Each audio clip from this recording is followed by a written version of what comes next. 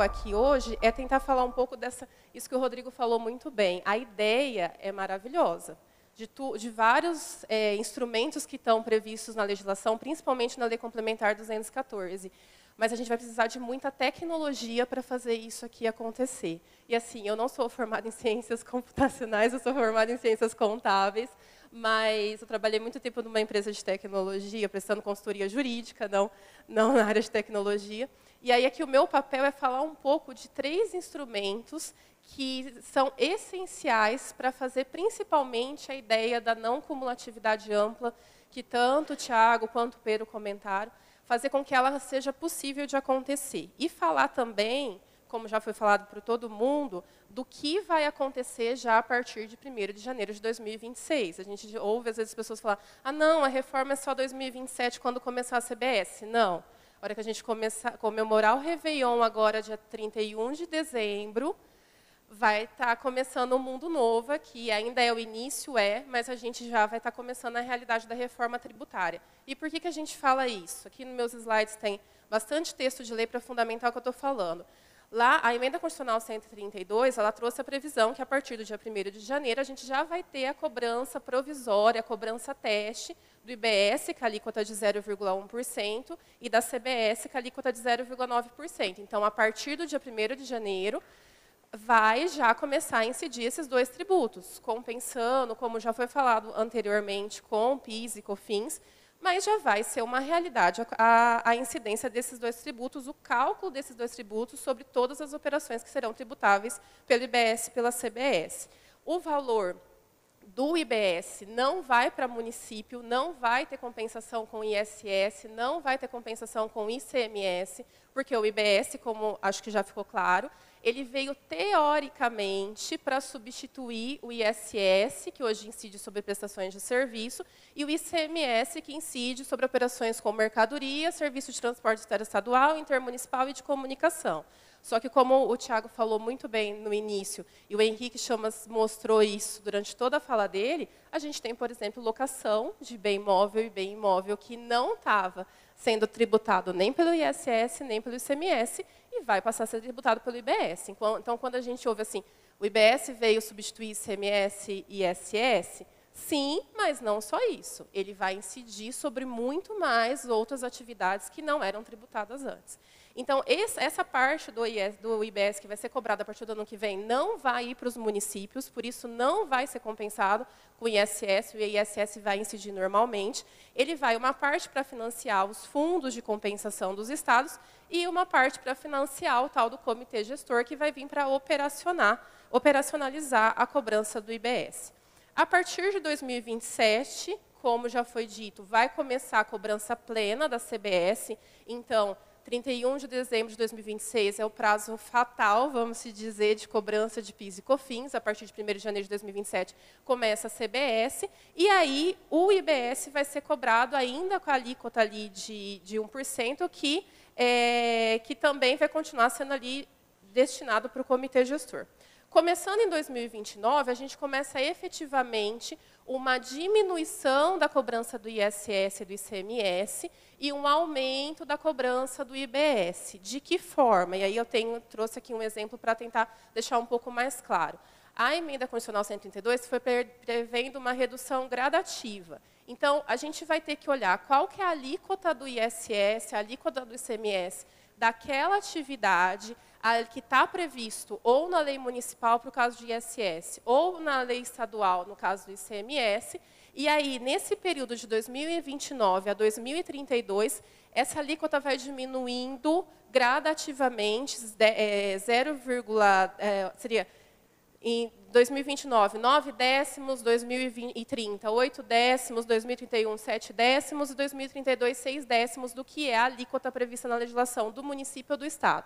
Então, o exemplo que eu trouxe aqui, um ISS de 5%, por exemplo, que é o que geralmente é previsto para a construção civil, em 2029 vai ser 4,5%, 2030, 3%, 2031, 3,5%, 2032, 3%, até que a hora que chegar em 2033, quando a gente comemorar o Réveillon de 2032 para 2033, o ICMS e o ISS vão estar ficando para trás e a gente vai entrar na cobrança plena do IBS, a não ser que a gente tenha uma alteração nesse prazo, né, Rodrigo? Que como a gente mora no Brasil, a gente conhece o histórico das questões de prazo, em questão de implementação, principalmente de cobrança de tributo. Eu tendo a imaginar que esse prazo talvez possa ser modificado, mas o que a gente tem hoje é que 2033 vai passar, a gente não tem mais ISS e CMS, será o início do IBS pleno. E aí eu trago aqui para vocês um slide que não é meu, eu gosto muito de usar essa imagem, mas essa imagem ela foi feita pelo professor Rafael Pandolfo, advogado lá de Porto Alegre, e que ele mostra bem essa transição em que hoje a gente está aqui em 2025, editando as leis complementares necessárias para implantar a reforma, 2026 começando, IBS, CBS teste, 2027 acaba PIS/COFINS, começa CBS plena, de 29 a 32 um aumento de IBS, uma diminuição de ISS e CMS, até 2033 a gente virar a chave e começar realmente um mundo novo com essa reforma. Qual que é o problema o principal objetivo da minha fala? Mostrar nesse primeiro momento uma coisa que a gente não vai precisar esperar 2033 ou 2029 para poder se organizar e falar a reforma vai começar a ser aplicada. A gente já tem a implementação da reforma desde agora. Quem ainda não está sabendo disso, quem ainda não se organizou em relação a isso, infelizmente, já está atrasado. E isso eu não vou falar tanto, porque é a fala do Henrique para finalizar aqui. Mas por que eu estou dizendo isso? Porque, para que tudo isso aconteça, como todos nós falamos, mas principalmente o que o Rodrigo acabou de mostrar no início da fala dele, a ideia da reforma é, vamos ter uma tributação única. A gente não tem mais que olhar, caçar a legislação de cada município, como que é a cobrança do ISS, cada estado, como é a cobrança do ICMS, vai ser tudo unificado numa lei única, tanto é que hoje o IBS já está instituído. Porque hoje o que a gente tem, cada município com competência para cobrar o seu ISS e dizer a sua legislação sobre ISS, cada estado poder falar e legislar sobre ICMS, a emenda constitucional 132 veio e falou assim, não, vocês vão ter que todo mundo dar as mãos e fazer de forma compartilhada a instituição desse IBS. E isso já aconteceu quando foi publicada a Lei Complementar 214, dia 16 de janeiro desse ano. Então, já existe a lei, ou seja, município de São José do Rio Preto, município de Mirassol, município da Grande Bálsamo, de onde eu sou, não vão ter que fazer legislação para instituir IBS, a menos que, em relação ao que o Tiago falou no início, para dizer qual vai ser a alíquota do IBS daquele município, e o Estado, consequentemente, também a dizer a alíquota estadual do IBS. Mas, se não quiserem fazer, o Senado vai fazer isso por eles, dizendo qual que vai ser a alíquota de referência. Então, já está instituído o IBS, por meio dessa lei complementar, e a CBS também, consequentemente, porque são tributos gêmeos. É o tal do IVA dual. São o IBS de competência dos estados, municípios e Distrito Federal, CBS de competência da União, mas a ideia é que os dois sejam cobrados de forma exatamente igual. Nem sempre, porque, como se vocês prestarem atenção no que o Pedro falou, a gente tem um monte de previsão sobre aproveitamento de crédito, de PIS e COFINS em relação à CBS, mas na parte do ICMS em relação ao IBS, a gente não tem uma previsão sobre isso. Então, é para ser igual, mas a gente já está vendo algumas diferenças. E para que isso seja possível, para a gente abandonar esse caos que a gente tem hoje, de um cliente, como é o caso do cliente do Rodrigo, que não consegue emitir uma nota fiscal em determinado município, porque o programador que faz o sistema para ele não conseguiu entender o layout que aquele município utiliza de nota fiscal, e padronizar, uniformizar essa cobrança, a gente precisa de um documento fiscal único, para que todo mundo, se o IBS vai ser cobrado de forma uniforme, se o CBS também vai ser cobrado de uma forma única, eu preciso de um documento único para ser utilizado no país todo para controlar esses tributos. Por isso que a lei complementar vem aqui e prevê a obrigação de quem for contribuinte do IBS e da CBS, ao realizar as operações com bens ou com serviços, emitir esse documento fiscal eletrônico. Então, a gente está chegando aqui já nesse momento, com um padrão nacional, tanto de nota fiscal de mercadoria, quanto de nota fiscal de prestação de serviços. Não vou mais, claro, ainda vai ter cobrança de ISS, ainda vai ter cobrança de CMS, mas a partir de 1º de janeiro de 2026, todas as operações já vão ter que ser registradas nesse documento de padrão nacional. Mas por que isso? A gente não falou para vocês que dia 1º de janeiro já começa a cobrança teste de IBS e CBS? Os documentos fiscais que a gente tem hoje, utilizando até agora, antes da reforma começar a ser aplicada, não tem previsão de campo dentro do sistema, do layout da nota, para controlar o valor do IBS e o valor da CBS. Então, é uma consequência lógica disso. Eu preciso adotar um outro layout que tenha um campo específico para cálculo de IBS, um campo específico para cálculo de CBS. E isso já precisa estar implantado dia 1º de janeiro. Então, quem ainda não se preocupou com isso, eu vou mostrar aqui nas próximas telas a nota técnica sobre isso, precisa correr atrás de saber se o software que é utilizado pelo escritório de contabilidade ou por aquela empresa para emissão de nota fiscal de mercadoria, se ele já está adaptado ao layout da nota nacional, o que, assim, pode estar adaptado, mas a realidade que a gente está tendo é que periodicamente estão sendo soltadas notas técnicas alterando os campos desse layout. A última saiu agora no início de outubro. Então, o pessoal, os programadores que estão fazendo esse software estão também ficando loucos, acompanhando toda essa parametrização para disponibilizar isso para as empresas conseguirem emitir a nota dessa forma a partir de janeiro. E, ao mesmo tempo, é importante cada empresa entender como que vai ser o cadastro das informações dentro desse sistema. Se é um sistema que vai permitir uma migração do que eu tenho hoje de cadastro de NCN, de NCM, de NBS, ali, de produtos e de serviços, dentro do meu sistema atual, se eu vou permitir uma migração para a forma nova, para o novo layout, para eu conseguir emitir a nota fiscal de acordo com o novo cálculo que vai ter que ser feito, ou se eu vou ter que fazer um cadastro manual.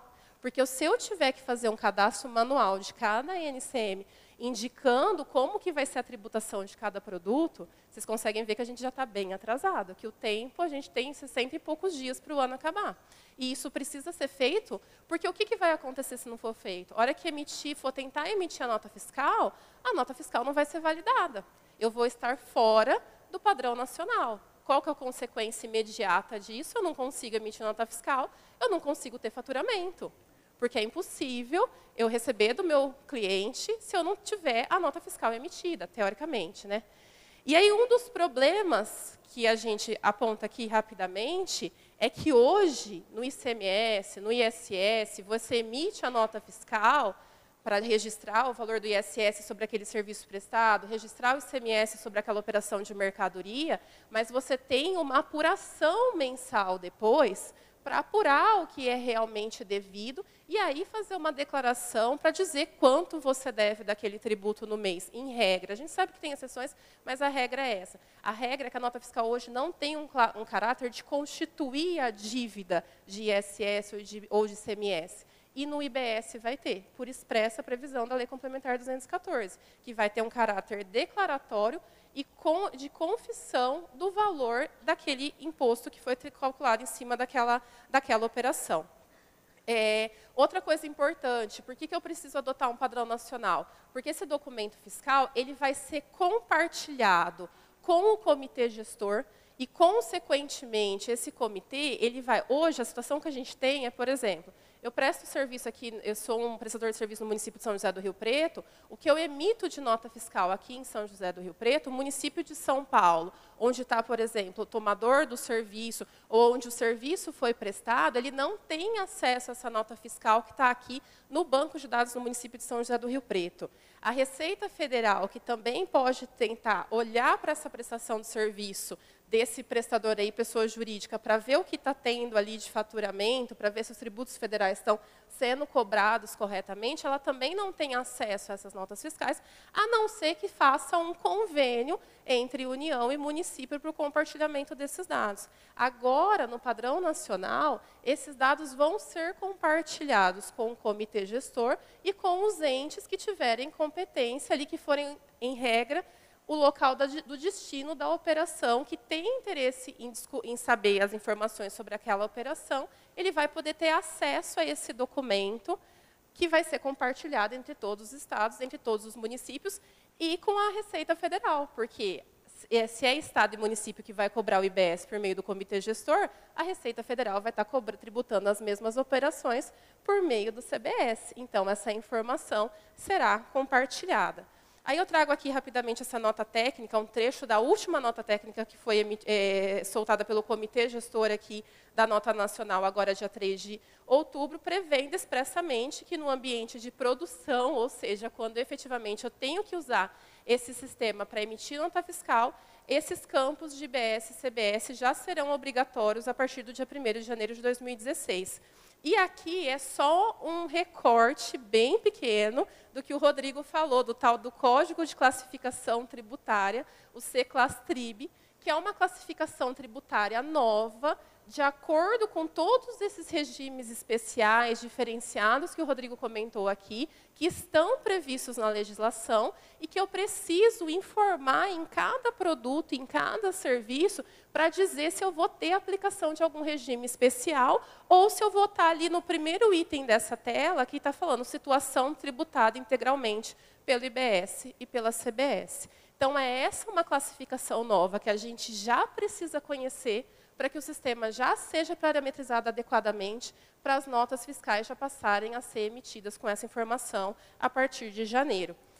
Outro ponto importante, especificamente para quem é prestador de serviço, os municípios estão sendo obrigados a adotar o Padrão Nacional de Nota Fiscal Eletrônica. Então, eles estão aderindo a um convênio que foi feito lá em 2023 entre União, Estados, Municípios e Distrito Federal, para criar esse Padrão Nacional da Nota Fiscal Eletrônica, e aí cada município vai poder optar se a nota fiscal de serviço agora vai ser emitida no site do governo federal, pelo emissor nacional que já está nesse padrão nacional, ou se vai continuar usando o sistema próprio, ou próprio da prefeitura, ou aquele que ele loca de um prestador particular, só que se ele optar por isso, por disponibilizar um sistema próprio, para o prestador continuar entrando no site da prefeitura e emitindo a nota lá, essa nota vai ter que ser adequada ao padrão nacional e compartilhada com o comitê gestor posteriormente.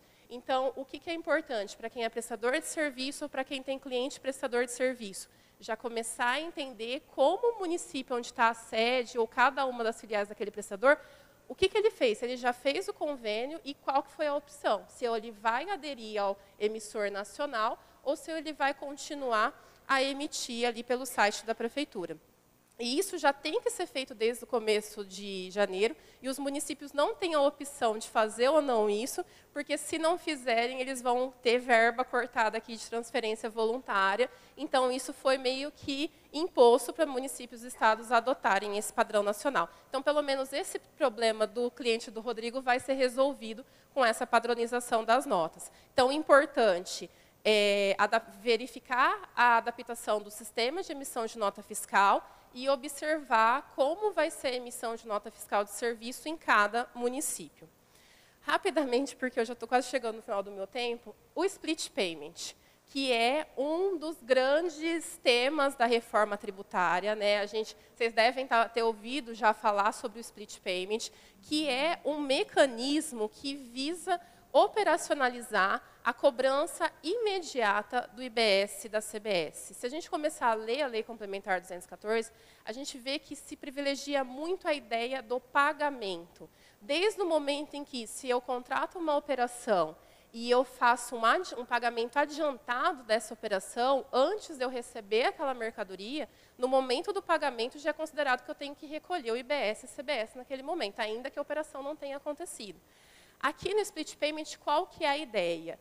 E ligado à operacionalização da não cumulatividade. Se eu como adquirente de uma mercadoria, como adquirente de um serviço, se eu fizer o pagamento desse serviço ou dessa mercadoria, o pagamento dessa operação, com algum documento financeiro, um documento eletrônico, e aí a gente fala PIX, boleto bancário, TED bancário, cartão de crédito e débito, tudo que for que vai passar pelo sistema financeiro, no momento em que eu fizer esse pagamento, o sistema financeiro vai ter que fazer já a segregação de quanto deve de IBS, qual é o valor do IBS que incidiu sobre aquela operação, qual que é o valor da CBS que incidiu sobre a operação, e já descontar isso e enviar para o Comitê Gestor, o IBS, para a Receita Federal, a CBS. E levar e liberar para o vendedor ou para o prestador de serviço apenas o preço do serviço mesmo. Ou seja, é o que todo mundo já comentou.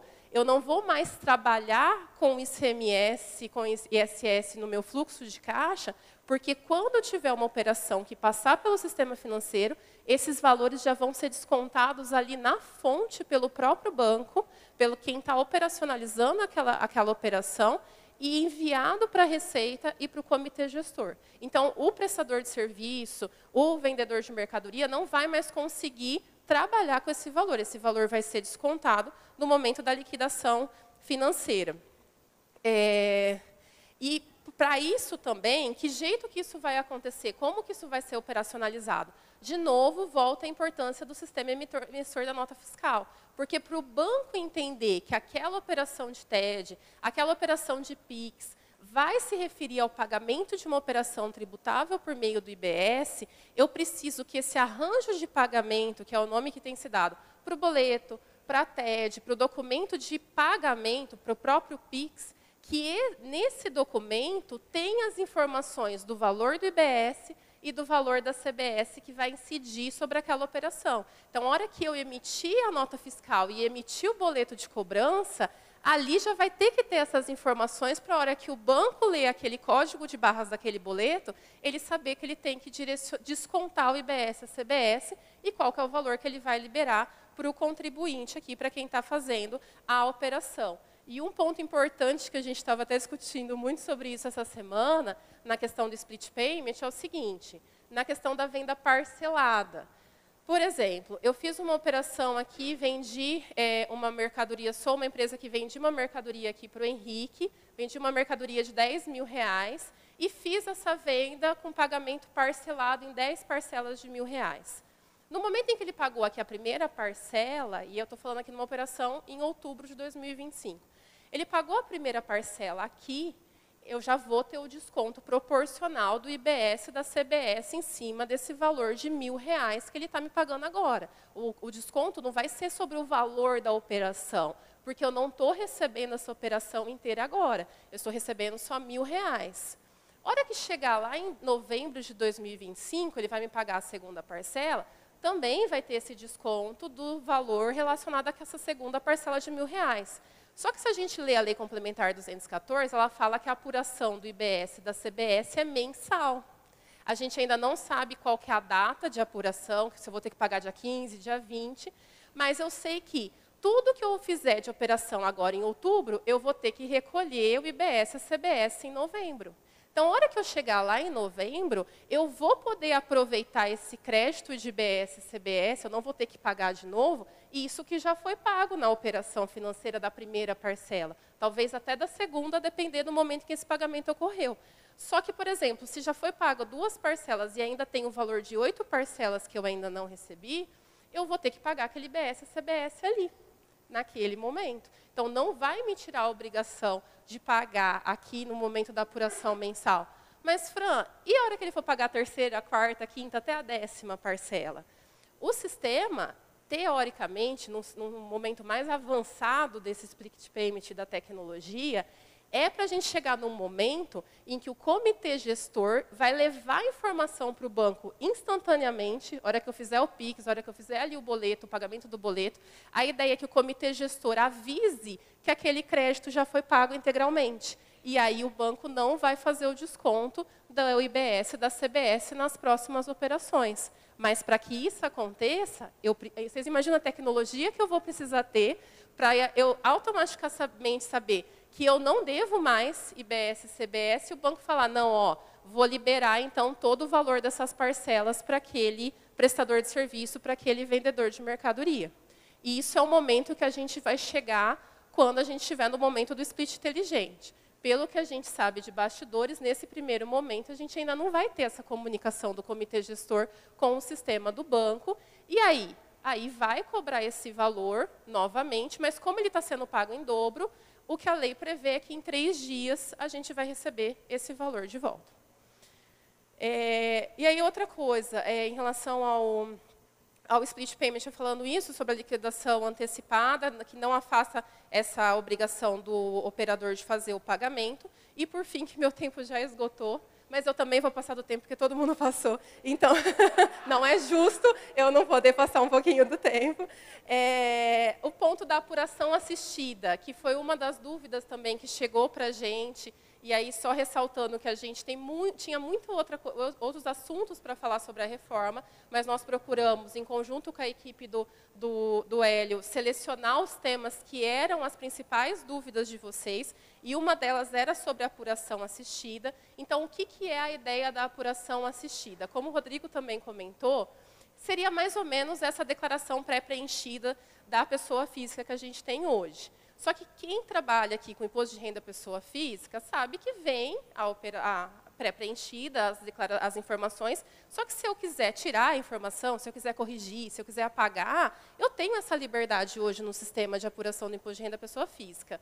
A gente não sabe como vai ser isso, por enquanto, no sistema da apuração assistida do IBS e CBS. A ideia é que vem uma declaração mensal, e aí um ponto importante, o que a lei fala, o Comitê Gestor do IBS e a Receita Federal, respectivamente, poderão apresentar ao sujeito passivo a apuração assistida do saldo do IBS e da CBS. O que significa isso? A gente tem 2 tributos. Então, eu preciso que o Comitê Gestor me mande a apuração assistida do IBS e a Receita Federal me mande a apuração assistida da CBS, que, no final das contas, tem que ter as mesmas informações, mas eu estou falando de 2 apurações diferentes para entes e administrações diferentes. Então, a ideia é que já chegue todos os valores de notas fiscais que eu emiti, que diga todos os débitos ali que eu tenho e também todos os créditos que já foram pagos naquele mês, seja pelo split payment, seja porque o meu adquirente quis adotar uma das opções que está na lei complementar, que é ele ir lá e fazer o pagamento daquele crédito logo depois da operação, para ele poder aproveitar isso na apuração do tributo dele. Então, a ideia é que o sistema já me traga todos esses créditos e todos esses débitos me dando um saldo do IBS e da CBS. A legislação diz que, aqui no parágrafo 3º, apuração... Não, desculpa. Caso haja apresentação da apuração assistida de que trata o caput desse artigo, a apuração pelo contribuinte de que trata o artigo 45 somente poderá ser realizada mediante ajustes na apuração assistida. É isso que me preocupa um pouco aqui em relação à apuração. Porque quais são esses ajustes que a gente vai poder fazer em relação às informações que a Receita Federal e o Comitê Gestor vão mandar para a gente nessa apuração? Em termos práticos, quais campos do sistema vão estar abertos para eu mexer em valor de saldo de crédito e valor de débito, em todas aquelas questões de a alíquota está certa, está aplicando corretamente um regime diferenciado ou não. Hoje a gente não sabe como esse sistema vai ser. A ideia é que ele ajude a gente a apurar efetivamente de acordo com a legislação, mas a gente não sabe quais travas ele vai trazer. E qual que é o problema disso? A apuração assistida realizada nos termos desse artigo, caso o contribuinte confirme o que o governo me disse que eu devo de IBS e CBS, ou faça alguns ajustes, também implica a confissão de dívida e constitui o crédito tributário e deixa ele prontinho para ser enviado para a Procuradoria, inscrever em dívida ativa e fazer execução fiscal, caso eu não pague esse valor no prazo previsto. E caso eu fique quieto e não mexa nesses valores apurados, presume-se que está correto e também é constituído o crédito tributário naquele momento do final do período de apuração e é considerado o crédito constituído de forma ali definitiva, a menos que a Receita Federal, os estados ou os municípios queiram fiscalizar e vejam uma diferença de apuração e façam lançamento de ofício de eventual diferença de IBS e de CBS. Então, a apuração assistida, esse é um ponto importante, não afasta a possibilidade de posterior fiscalização e lançamento de ofício dos impostos em relação a uma diferença que vier a ser apurada. Então, um dos pontos importantes aqui da apuração assistida também, que eu queria fazer relação com o primeiro tema que eu trouxe. eu preciso que o documento fiscal seja emitido de forma correta, com os valores corretos, para que a hora que a Receita Federal e o Comitê Gestor me enviar essa operação assistida, ela esteja o mais correta possível. Da mesma forma que eu preciso que esse sistema do split payment funcione adequadamente, para que essas informações do que já foi pago ali na hora, também venha corretamente apurado nessa declaração da apuração assistida, para que eu possa realmente, que eu consiga realmente aproveitar esses créditos que já foram extintos ali no momento do pagamento. Eu peço desculpas por ter falado de forma acelerada, mas eu espero que tenha ficado claro. Eu deixo aqui os meus contatos para quem quiser conversar um pouco mais sobre a reforma. E quero também fazer uma propaganda rapidinho do Impet. Quem puder acessar a nossa rede social, que é Instituto Impet, lá no Instagram, que a gente sempre quer fazer eventos assim, e espero que essa parceria se renove, Hélio, para a gente poder divulgar a informação de qualidade sobre a reforma tributária. Muito obrigada.